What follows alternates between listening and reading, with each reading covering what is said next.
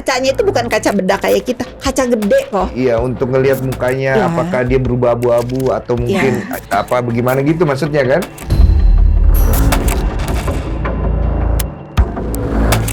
Kalau dikatakan itu berdampak, kemungkinan iya, karena sudah kelihatan sekarang kayaknya mulai berdampak.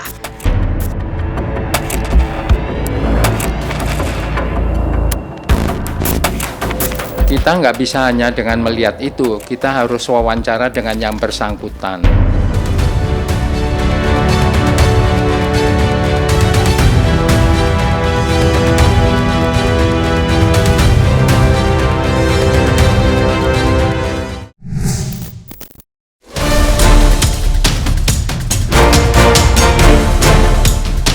Dokter kecantikan sekaligus pengusaha skincare, Reza Gladys, baru-baru ini telah memberikan pengakuan yang cukup mengejutkan.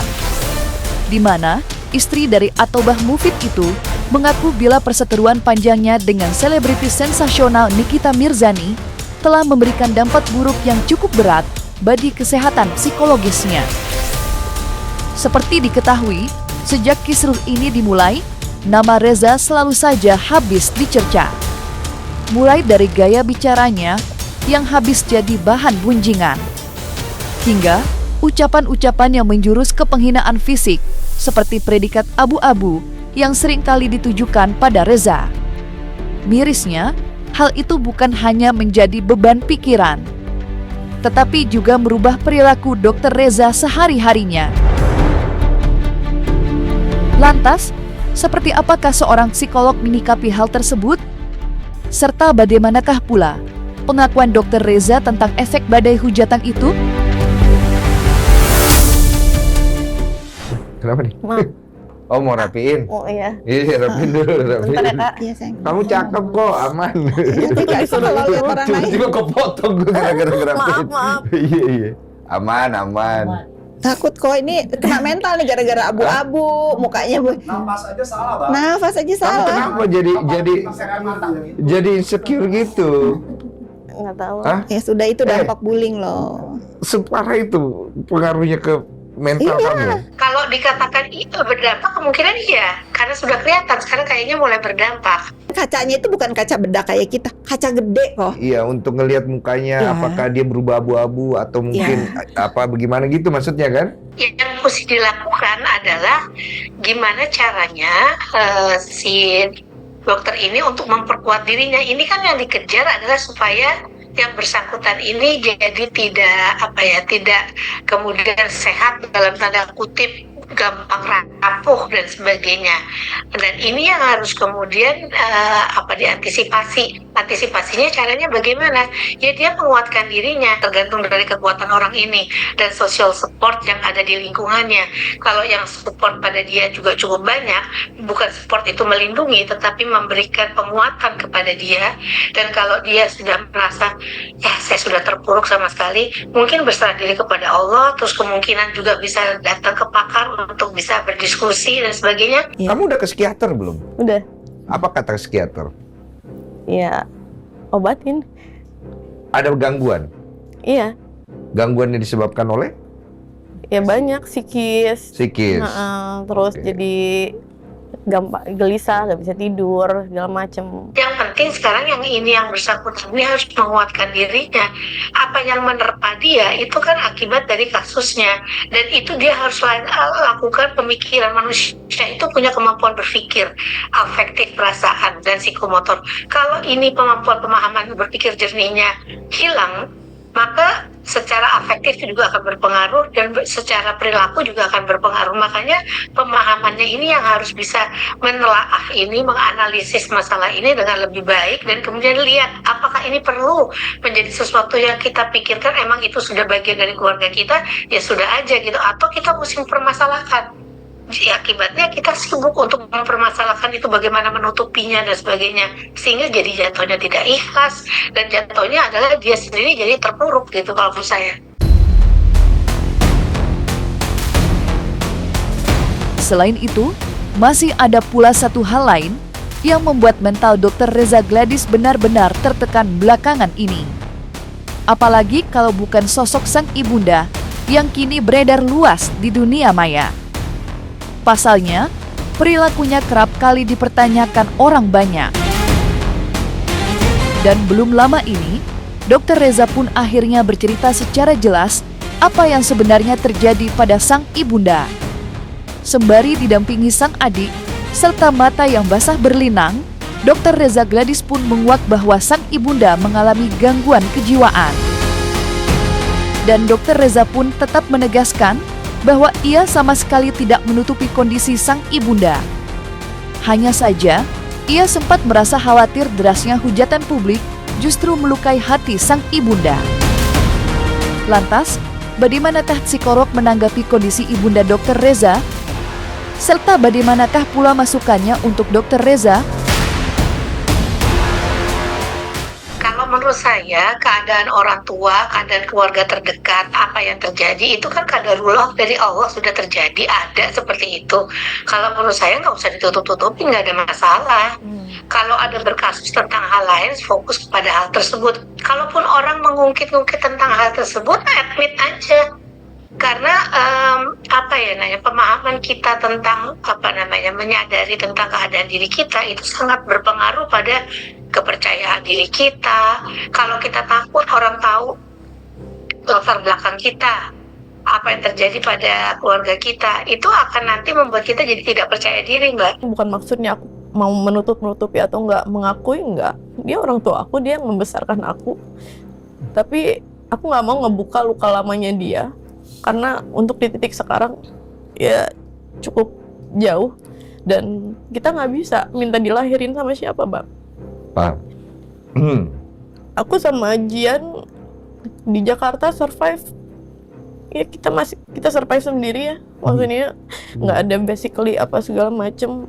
Makanya kalau dibilang suap-suap, kita aja survive semuanya dari nol. Kepada orang yang bersangkutan, kalau dia kuat, dia kemudian firm tentang apa yang ada pada dirinya, dia memiliki mindful untuk kemudian mengatakan memang saya seperti itu, ibu saya mengalami masalah, ada keadaan yang membuat beliau seperti itu. Kalau menurut saya nggak ada masalah, dan itu kan nggak ada terkait dengan apa yang terjadi dengan kasusnya sebetulnya. Hanya orang ingin menjatuhkan saja. Yang ingin dilakukan adalah menjatuhkan mental mungkin. Itu yang ingin dikejar mungkin.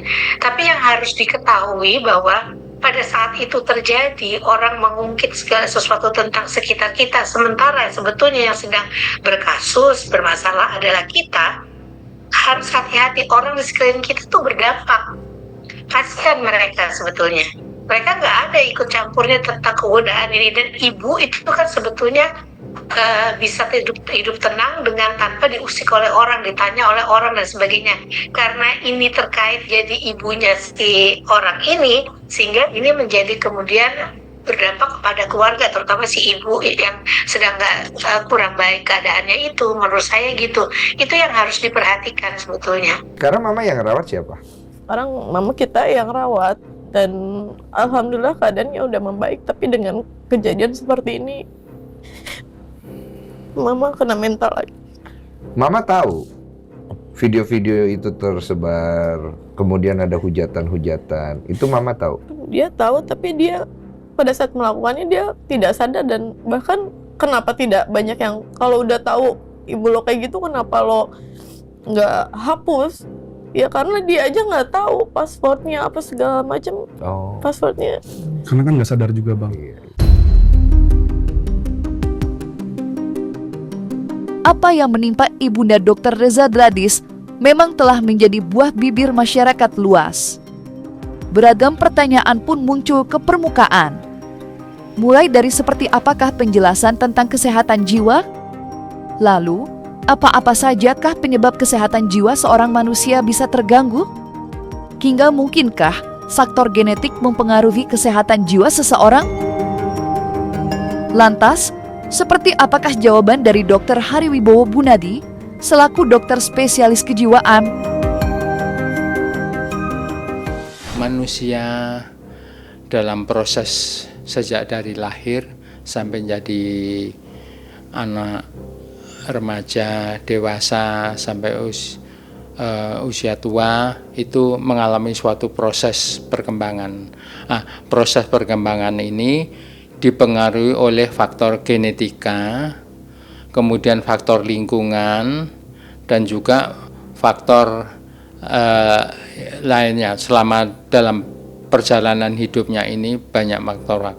Nah, kalau genetika itu artinya apa? Misalnya kalau kakek neneknya atau kalau orang tuanya mengalami gangguan jiwa, maka anaknya ini tidak harus mengalami gangguan jiwa, tapi risiko untuk terjadinya gangguan jiwa ini lebih besar, lebih mudah dibanding sama mereka yang lahir dari keluarga yang tidak ada riwayat gangguan jiwa itu.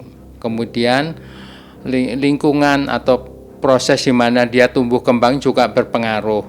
Kalau lingkungannya begitu baik, jadi tidak suka menghina, tidak suka menyakiti, tidak suka membuat dia kecewa, maka tumbuh kembangnya juga akan tetap bagus.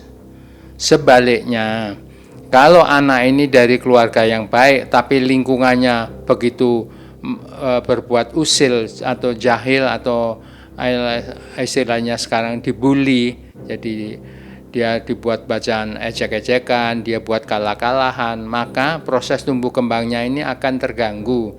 Tetapi apabila anak ini terbuka pada orang tuanya, maka orang tuanya juga bisa memberikan pengayoman atau perlindungan sehingga anak ini tidak merasa sendirian di dalam menghadapi masalah dengan teman-teman mainnya atau teman di sekolahnya itu. Jadi faktor keluarga juga sangat berpengaruh. Faktor lingkungan juga penting sekali. Ini yang tidak boleh kita lupakan dalam proses tumbuh kembang atau kejiwaan seseorang. Lebih lanjut, Dr. Hari Wibowo Bunadi pun mencoba untuk menjelaskan lebih spesifik tentang kondisi kejiwaan Ibunda Reza Gladys. Seperti diketahui, Dr. Reza menjelaskan bila kondisi kejiwaan sang ibunda mulai menurun pasca bercerai. Dan kemudian, kian diperparah ketika usaha yang ia jalani harus bangkrut di tengah jalan. Meski sudah dibekali penjelasan itu, Dr. Hari Wibowo Bunadi mengaku belum bisa menjelaskan secara pasti kondisi kejiwaannya menimpa Ibunda Reza Gladys. Namun lewat pandangan mata, ia menduga bila hal ini berpotensi lebih daripada sekedar depresi. Jadi mama agak depresi, mamahnya Dr. Reza agak depresi. Jadi sampai sekarang pun itu udah berlangsung dari aku SMP dan Teja masih kuliah. Aku nyaksiin sendiri gimana Teteh berjuang buat jadi dokter. Kalau kita melihat dari foto yang ditunjukkan tadi, saya berpendapat bahwa orang ini bukan mengalami depresi, tapi mengalami gangguan jiwa yang lebih berat. Oleh karena apa? Kalau orang depresi, biasanya dia mengurung diri. Kalau dia ada tempat untuk curhat, tempat yang merasa dia aman, dia akan lari ke orang itu. Jadi ini berbeda. Dan ini yang ditunjukkan dari foto-foto itu sama sekali tidak menggambarkan kalau dia itu mengalami depresi. Tidak mencerminkan kalau dia itu mengalami depresi itu. Udah agak gila bang, udah gila parah, udah telanjang keluar. Separah itu.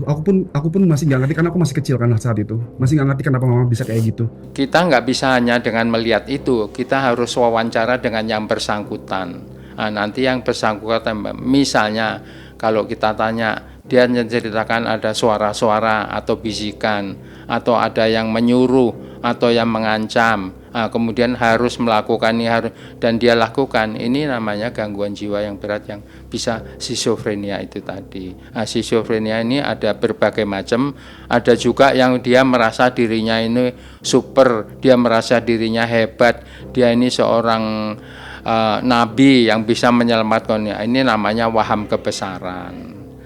Ada juga orang yang mengalami waham kejaran, jadi dia merasa ada orang yang mau ngejar dia, membunuh dia, mencelakai dia ini. Jadi itu dari keyakinan. Waham itu adalah suatu keyakinan yang salah, tapi nggak bisa dikoreksi, nggak bisa kasih tahu dia ini salah, tapi orang itu tetap yakin bahwa dia itu benar mengalami ini, dia merasakan itu. Ini namanya waham itu.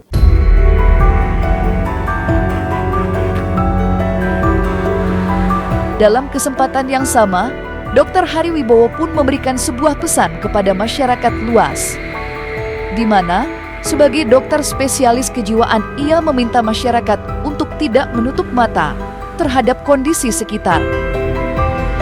Apalagi bila mengawak-ngawak seseorang yang sedang menunjukkan indikasi terkena serangan kejiwaan. Lantas, seperti apakah pesan lengkap sang dokter? Dalam hal ini, dukungan keluarga dan lingkungan sangat penting sekali untuk mereka yang mengalami gangguan jiwa. Kenapa? Oleh karena manusia itu makhluk sosial, tidak bisa hidup sendirian tanpa adanya orang lain di sekelilingnya. Sehingga kalau orang ini sebentar-bentar sudah bisa menceritakan, kemudian ada dukungan dari lingkungan, bukan dimanjakan ya, kita harus bedakan antara sayang sama manja. Kalau manja itu semua yang dimintakan, semua yang diinginkan kita turuti, tapi kalau sayang kita kasih tahu mana yang boleh, mana yang tidak boleh, mana yang berguna, mana yang tidak berguna. Ini wajib kita berikan. Jadi orang yang dengan gangguan jiwa jangan kita lecehkan, jangan kita hina, jangan kita kucilkan, tapi harus kita terima. Kenapa?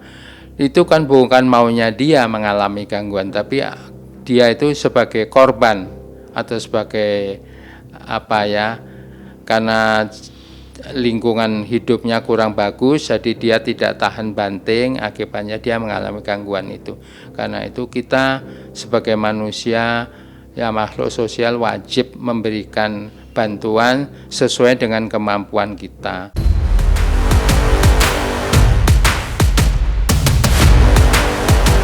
Nah, selesai sudah Cumi Lovers. Jangan lupa untuk like, subscribe, dan juga share channel YouTube Cumi Cumi.